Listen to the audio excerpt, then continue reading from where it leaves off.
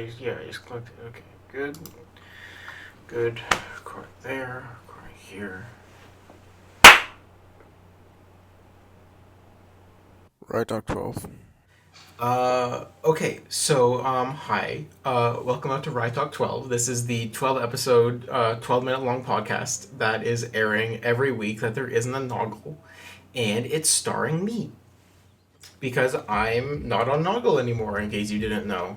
I left because I'm really busy, and it's hard to commit to recording times, but doing a 12-minute thing here and there every other week, alone in my room at 3 a.m., which it is currently 3 in the morning, sounds pretty good and easy for me to do, and apparently people actually want to see it, so I will deliver. I was originally going to do this first one on how I got the username. That's the namesake of the show and is also my Twitter handle. Follow me on Twitter. But I realized that is not only a story I've told on Noggle once or twice, it's also really boring. Basically, I took the first 2 letters of my first name and the first 3 letters of my last name and combined them, and I was also 12 when I came up with it, so it's really not like a 12-minute long story, but what I can tell you is how I came up with a production company in high school that was called Rytoc Productions, and how it ended up getting absorbed by the larger Gooshlems family, and now I'm here and you're stuck with me. So when I was 16-ish, give or take, I didn't have a lot of friends. It was the 10th grade. I was kind of a lonely dude. I kind of just hung out in the library, watching Netflix and writing movie scripts, because I knew I wanted to go to film school.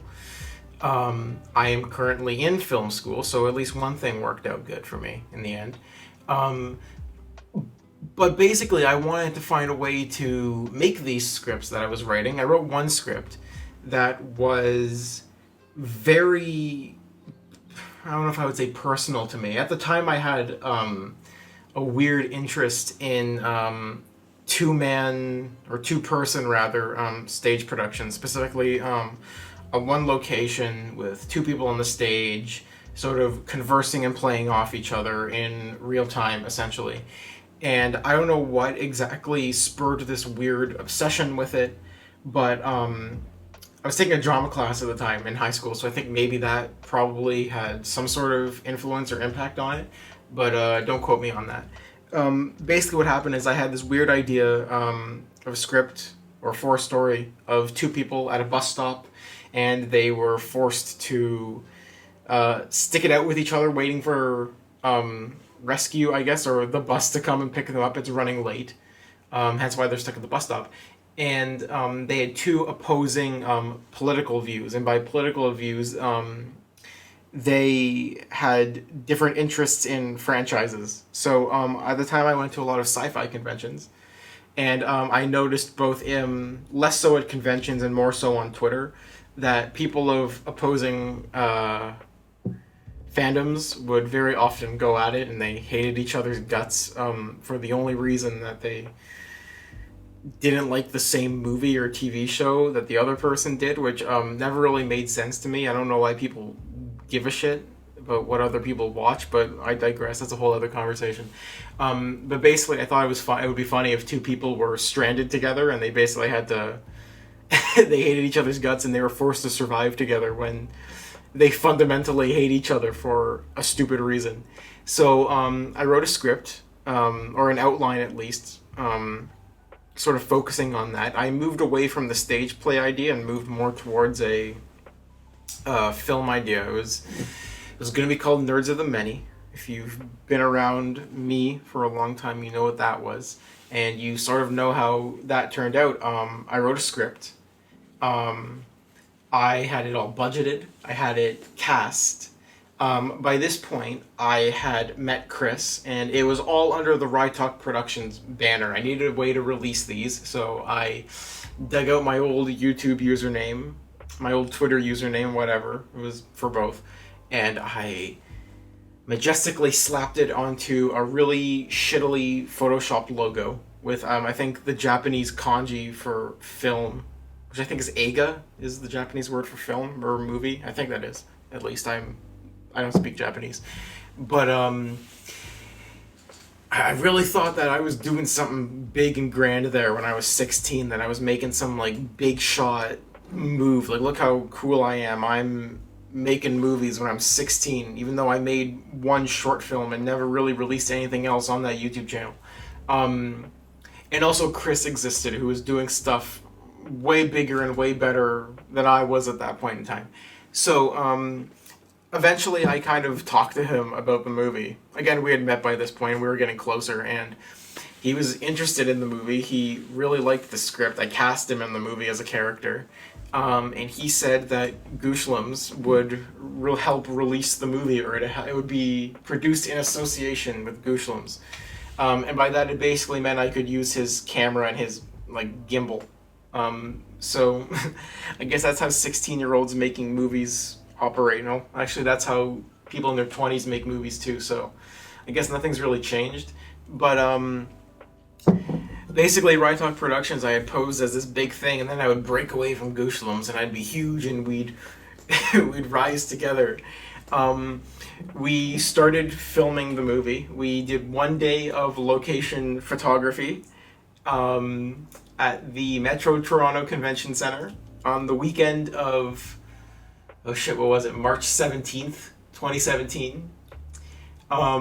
We shot the opening 2 pages of the movie, and we never shot anything else because budget came up, and Chris and I got busy with school, and I started experiencing a magical thing called self-doubt, and everything Rytoc Productions related sort of fell to the wayside. And on top of that, I started getting more and more involved in Gooshlems in less than a hanging out with Chris and Ralph on the weekends capacity, and more in a I'm producing, I'm writing, and directing capacity. And especially around the summers when we started filming From Now On. And I was a producer on From Now On, so I had a lot of responsibility. If you haven't seen the podcast that we did on From Now On, I really recommend it. It's very long, but it's a lot of fun, and we had a lot of fun reminiscing about the shoot for From Now On. We shot a feature in 2 weeks, which is a terrible thing. Never do that. Basically, as I got more responsibility at Gooshlems, I sort of pushed Rytoc Productions to the side. And that's not to say that, like, Chris and Ralph were like, fuck Rytoc Productions. It was not like that at all. It was a very conscious effort on my part that was like, I'm not interested in this movie anymore. I don't believe I can do it effectively.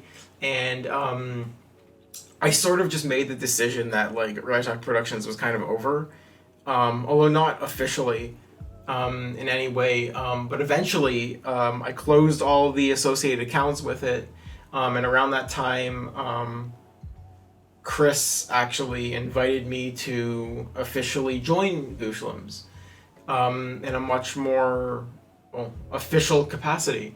So I took him up on that offer. Obviously, that's why I'm here now, and Rytoc Productions sort of fizzled out, but I think the final last hurrah of Rytoc Productions was when it was officially purchased by Gooshlems. So Rytoc Productions was bought for the lump sum of $1.13 Canadian. So I guess with tax, that's $1.15 Canadian, give or take. I think that's how that works. But I was purchased and absorbed into the larger Gooshlems family or conglomerate. I don't know if conglomerate's the right word there. It's 3:06 in the morning, so I'm very tired. But I think it worked out really well. Rytoc Productions came out at a very weird time in my life where I knew what I wanted to do, but I didn't know how I would do it. And I had motivation to do it, but at the same time didn't want to do it. It was a very strange, sort of uneasy, uncertain period in my life where I had a direction, but I didn't know how to apply it. So I'm really thankful that Gooshlems itself came along and sort of guided me in that way. Chris and Ralph really just took me by the hand and took me on the path. And that sounds way more grandiose than it needs to be, but that's kind of what happened. I don't think if I had joined Gooshlems, I certainly wouldn't be here making a shitty podcast at 3 in the morning. I'd probably be, I don't know, in business school or something. Thank you very much. So yeah, that was Rytalk12. This was completely impromptu. Like I said earlier, that this was not how this episode was supposed to go. It was originally going to be a completely different story. Maybe I'll do that story eventually, but I think this one's a lot more interesting. Even though, let's be honest, it was probably completely incoherent. Maybe the next episode I won't film at 3:08 in the morning. But yeah, each episode will be around 12 minutes, give or take. It's going to run for 12 episodes every other week, so I think that takes me till about mid-March of 2021, which will probably be about the time I rejoin Noggle. I will come back for Noggle episodes. I already said I'll come back for the end of the year episode, so I will be on Noggle, but I'll also be here. So follow my socials. They're all right here. Check out the last podcast. That's my timer for the 12 minutes. Check out the last Noggle episode. It's a lot of fun. They tell some really embarrassing stories about me after I left the podcast, so please go back and watch it. It's a lot of fun.